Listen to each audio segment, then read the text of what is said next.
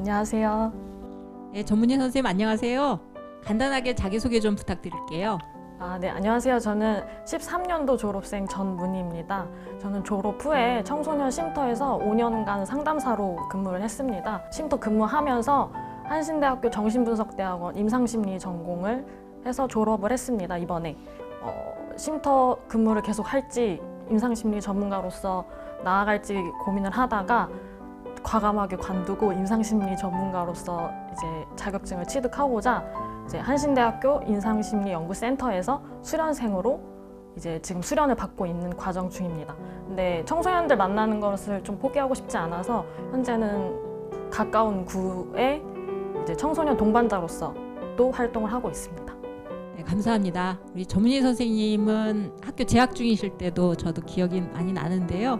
학교 생활 하시면서 제일 즐거웠던 일 혹은 나는 이렇게 학교 생활했습니다 라고 하는 아주 재미있는 에피소드 있으면 말씀해 주세요. 학교 생활 정말 즐겁게 했다고 생각하고요. 지금도 사실 학교 다닐 때가 제일 즐거웠던 것 같습니다.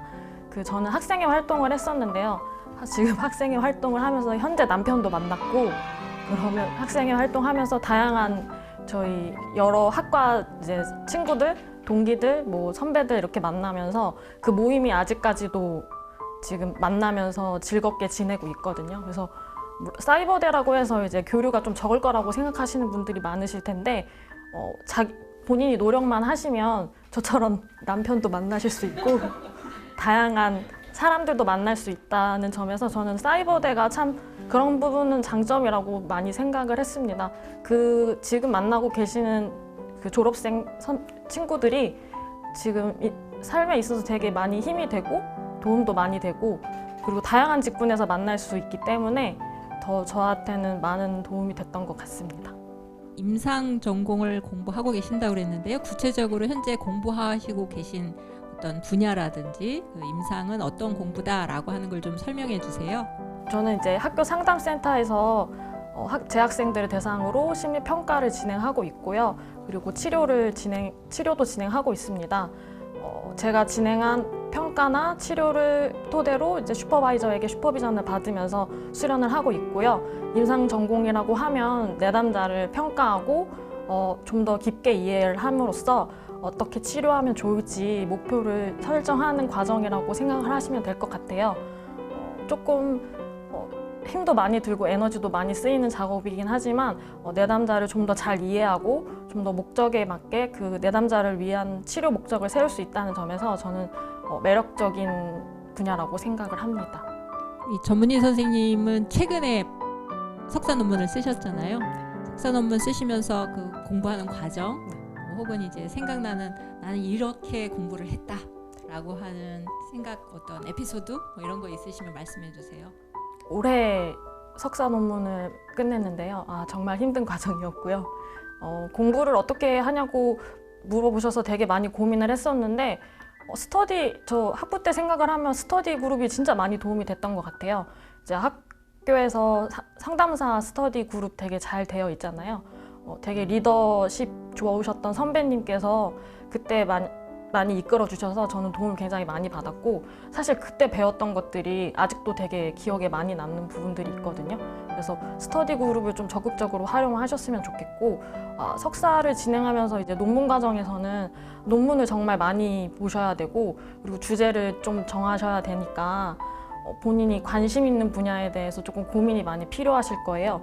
닥쳐서 하시려고 하시면 굉장히 좀 시간도 없고 오히려 더 좀 조급한 마음이 들기 때문에 좀 잘 안 되는 경우들이 많은데 천천히 지금부터라도 내가 어떤 분야에 어떻게 조금 집중을 하고 싶다 이런 부분들이 결국에 본인의 이제 석사 논문이나 연구의 주제가 되는 거니까 그런 부분들에 대해서 지금부터 한번 고민을 해보시고 조금 시간이 되실 때 석사 논문도 조금 살펴보시면 많이 도움이 되실 거라고 저는 생각이 됩니다. 전문의 선생님, 저는 이제 선생님 논문을 보기는 봤는데 우리 다른 분들한테 나는 이런 쪽의 논문을 썼습니다 라는 내용을 좀 소개해 주실 수 있을까요? 네. 고양이를 키운 지 이제 3년 정도 돼 가고 있어요. 근데 아무래도 반려동물을 키우다 보니까 반려동물의 죽음의 순간에 대해서 되게 많이 생각을 하게 되더라고요. 그래서 좀 자연스럽게 그렇게 됐던 것 같아요. 그래서 저의 이제 논문 주제는 반려동물 이제 사별로 인해서 생기는 이제 심리적 부적응에 대한 연구이거든요. 그래서 반려동물을 사별한다고 해서 모두 다 심리적 부적응으로 가는 건 아니지만 어떤 이제 요인들로 인해서 이런 이제 심리적 부적응으로 가는지에 대해서 조금 그런 메커니즘을 좀 확인하는 그런 연구를 진행하였습니다. 앞으로의 진로 혹은 이제 진로에 대한 계획이나 꿈에 대해서 있으시면 좀 말씀해 주세요. 제가 쉼터에서 이제 5년간 근무하면서 사실 승진도 하고 가만히 있었으면 더 잘 됐을 수도 있는데 과감하게 관두고 이제 수련생으로서 길을 걷게 된 이유는 사실 심리학 분야의 전문가로서 좀 활동하고 싶다는 생각이 컸습니다. 그래서 임상심리 전문가가 1차적인 목표고요. 그래서 전문가를 따고 전문가로서 좀 왕성하게 활동을 하는 게 2차 목표고요. 그 이후에는 이제 저희 센터를 이제 개소를 해서 이제 뭐 상담도 진행을 하고 치료도 진행을 하고 그리고 좀 강의도 좀 하고 싶다 이런 생각들을 가지고 있습니다. 상담에 대해서 관심을 갖고 있는 분들이나 예비 상담 심리학과에 들어오고 싶어 하시는 분들 혹은 이제 재학생 분들한테 상담에 대해서 선배로서 조언을 해주신다면 어떤 말씀을 해주실 수 있을까요? 공부를 시작하시면 목표나 목적이 되게 중요하다고 생각이 듭니다.